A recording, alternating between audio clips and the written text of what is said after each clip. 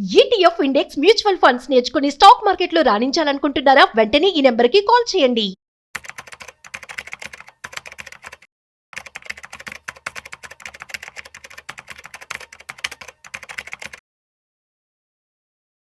బంగారం అమాంతం పెరిగిపోతూ ఉంది. సో రీసెంట్‌గా తగ్గింది, మళ్ళీ పెరిగింది. సో గత 2 రోజుల్లో చూసుకుంటున్నట్లయితే మళ్ళీ గోల్డ్ పెరిగింది. మరి ఈ టైంలో గోల్డ్ ఇన్వెస్ట్‌మెంట్ చేయొచ్చా? అసలు ఎందుకు పెరుగుతుంది? అసలు తగ్గే అవకాశాలు ఏమైనా ఉన్నాయా? వీటన్నిటికి సంబంధించి పూర్తి సమాచారం ఇవాళ మనతో చెప్పడానికి సర్టిఫైడ్ ఫైనాన్షియల్ ప్లానర్ శ్రీరామచంద్రమూర్తి గారు ఉన్నారు. సో వారి మాటల్లోనే అడిగి తెలుసుకుందాం. హాయ్, హలో, నమస్తే, వెల్కమ్ టు సుమన్ టీవీ. నేను మీ Rajeev Pasupuleti. So let's start. Hi sir, నమస్తే. నమస్తే అండి. సార్ ఎలా ఉన్నారు? ఫైన్ సార్, బాగున్నా. సార్ బంగారం ఏంటి సార్, మాట వినట్లేదు? బంగారం ఏం జరుగుతుందంటే ఇది గ్లోబల్ అన్సర్టనిటీస్ అన్ని అది రిఫ్లెక్ట్ అవుతుంది. ఓకే. సో ఇప్పుడు సడన్ గా ట్రంప్ 25% పెంచడం కానీ, తర్వాత ఈ ఆగస్ట్ 1 నుంచి రావటం వల్ల గ్లోబల్ గా అన్ని కంట్రీస్ మీద పెట్టారు కాబట్టి అది మళ్ళీ వాలటిలిటీ వచ్చి అప్ ట్రెండ్ కి వచ్చింది. మామూలుగా అయితే లాస్ట్ మంత్ అంతా డౌన్ ట్రెండ్ ఉంది. ఇజ్రాయెల్ వార్ ఎప్పుడైతే తగ్గిందో, ఇరాన్ వార్ తగ్గిందో కొంచెం నార్మల్ అయింది. అప్పుడు 1 lakh దాకా వెళ్ళింది. ఓకే. 1 lakh వెళ్ళి 96 దగ్గరికి వచ్చింది. ఇంకా 90 వస్తుందని లాస్ట్ వీక్ ఎక్స్పెక్ట్ చేసాం. బట్ ఈ లోపు ఈ న్యూస్ రావటం, ఈ 25% పెరగటం, ప్లస్ రష్యన్ ఆయిల్ కొనొద్దని చెప్పటం, ఈ రెండు కొంచెం ఇన్సిడెంట్స్ వల్ల గ్లోబల్ అన్సర్టనీ మళ్ళీ స్టార్ట్ అయింది. సో దానివల్ల ఏంటంటే బంగారం పెరిగింది. ఇది ఇంకా నెక్స్ట్ వీక్ కూడా పెరిగే ఛాన్సెస్ కనపడుతున్నాయి. అన్లెస్ అంటిల్ ఇండియా ఒక రెజల్యూషన్, ఒక సొల్యూషన్ తీసుకురానంత వరకు ఈక్విటీ మార్కెట్స్ కొంచెం డౌన్ అయ్యే ఛాన్సెస్ ఉన్నాయి. అలాగే ఈ గోల్డ్, సిల్వర్ పెరిగే ఛాన్సెస్ ఉన్నాయి. Okay, okay. సో మరి తగ్గే ఛాన్సెస్ అసలు మళ్ళీ కనపడట్లేదా? ఎప్పుడు తగ్గే ఛాన్స్ ఉంటుంది? అంటే ఒక 2 months, 1 month తర్వాత ఈ మ్యాటర్ డైజెస్ట్ అయ్యి వాళ్ళిద్దరికి ఒక అగ్రిమెంట్ వచ్చాక ఇండియా యుఎస్కి అప్పుడు కొంచెం స్టెబిలైజ్ అవుతాం. మరి పెట్టుబడుల విషయానికి ఎట్లా? మరి ఎవరైనా పెట్టుబడి పెట్టాలి అనుకున్నట్లయితే సో వాళ్ళు వెయిట్ చేయమంటారా? వెయిట్ చేయటం అంటే ఇప్పుడు ఎక్కువ అమౌంట్ లేదన్నా కొనాలి అంటే శ్రావణ మాసం కంపల్సరీ, మ్యారేజ్లో ఉన్న వాళ్ళకి తప్పదు. మిగతా వాళ్ళు ఎవరికైనా ఏంటంటే ఓవరాల్ గా లాంగ్ టర్మ్ లో డౌన్ ట్రెండే ఉంది. ఇప్పుడు 1 lakh దగ్గరకు వచ్చాక రెసిస్టెన్స్ ఉంది. Okay, okay. సో ఇదేంటంటే ఎక్కువ ఉండేది కాదు. బట్ 95 ఆ రేంజ్ మళ్ళీ ఒక రేంజ్ లో, ఈ ఇయర్ మొత్తం కూడా ఒక రేంజ్ లో వెళ్ళే అవకాశం ఉంది. ఎందుకంటే ఈ ఇయర్ లో ఎక్స్పెక్ట్ చేసేది ఏంటంటే కంపల్సరీ ఈ వార్ ఒకటి క్లోజ్ అవుతుంది, అలాగే రేట్ కట్స్ జరిగి గ్లోబల్ మార్కెట్స్ పెరుగుతూ ఉంటాయి. సో కాబట్టి ఎప్పుడైతే ఈక్విటీ మార్కెట్స్ పెరుగుతుంటాయో వాటికి గోల్డ్, సిల్వర్ కి, గోల్డ్ కి ఎస్పెషల్లీ కొంత డౌన్ ట్రెండ్ అనేది కనపడుతుంది. సో గోల్డ్ కొనాలనుకునేవారు సో మరి ఈక్విటీ మార్కెట్ ని దీన్ని ఎలా కంపారిజన్ చేసుకోవచ్చు? And please share. Equity market ఇప్పుడు తగ్గింది కాబట్టి దానిలో ఇన్వెస్ట్ చేయాలి సార్. ఇప్పుడు ఓవరాల్ గా ఏంటంటే మనం గ్లోబల్ మార్కెట్ ఎవరమైనా కానీ ఏదైతే తక్కువ రేట్లో ఉందో అది తీసుకోవాలి. అవును.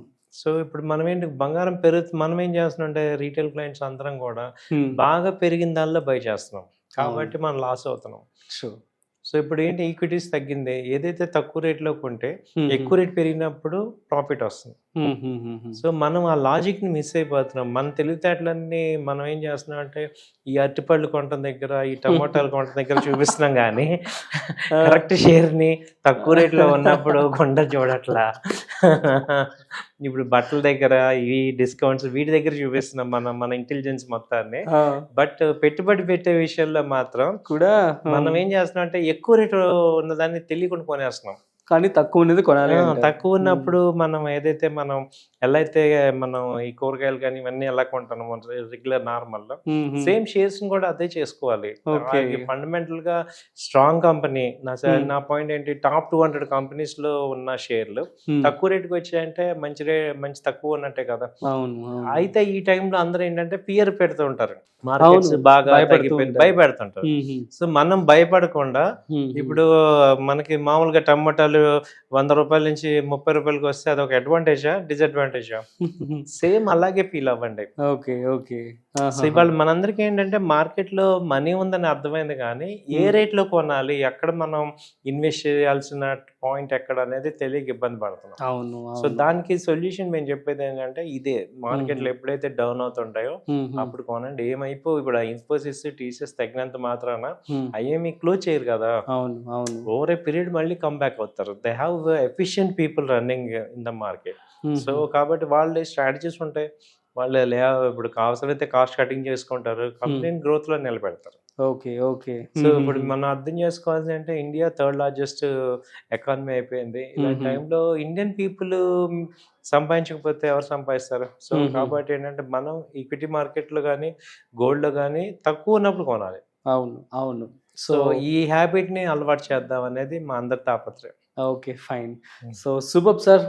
నెక్స్ట్ సిల్వర్ కి సంబంధించి ఎలా ఉంది? అది కూడా మంచి పీక్ లో ఉంది కదా? పీక్ లో ఉంది. సిల్వర్ అయితే ఇప్పుడు దాదాపు 5,000 పాయింట్స్ తగ్గింది, 1,10,000 ఉంది. సిల్వర్ కి ఏంటంటే 2 ways నుంచి డిమాండ్ వస్తుంది. ఒకటేమో ఈ గోల్డ్ రేట్ పెరగటం వల్ల అందరూ ఆడవాళ్ళు అందరూ కూడా ఇప్పుడు సిల్వర్ కి సబ్స్టిట్యూట్ కి వస్తున్నారు, కాబట్టి ఆ డిమాండ్ వస్తుంది. ప్లస్ ఇండస్ట్రియల్ యూసేజ్ కూడా పెరుగుతుంది. అంటే సోలార్ ప్యానల్స్, ఈ మైక్రో చిప్స్ కానీ వీటన్నిటిలోకి ఆ సిల్వర్ యొక్క డిమాండ్ ఉంది. సో దానివల్ల ఏంటంటే అది కొంచెం సస్టైన్ అవుతుంది రేటు తగ్గిన. సో ఇప్పుడు 1,10,000 ఆ రేంజ్ లో ఉంది. సో 120, 130 దాకా కూడా ఛాన్సెస్ ఉన్నాయి. సో ఫ్యూచర్ లో సిల్వర్ ఏమైనా గోల్డ్ ని రీప్లేస్ చేసే ఆర్ ఎల్స్ ఈక్వల్ గా వెళ్ళే రేంజ్ ఉంటుందా? ఇది చాలా మంది అంటున్నారు కానీ యాక్చువల్ గా మనకు ఆ రేట్లు చూసి అలా అనిపిస్తుంది. బట్ వేరే యాక్చువల్ గా క్వాంటిటీ చూస్తే చాలా డిఫరెన్స్ ఉంది. Of course, but in future లో ఏమైనా మ్యాచ్ అవుతాయి? అవ్వదండి. అవును, ఆబ్వియస్లీ సిల్వర్ నెవర్ మ్యాచెస్.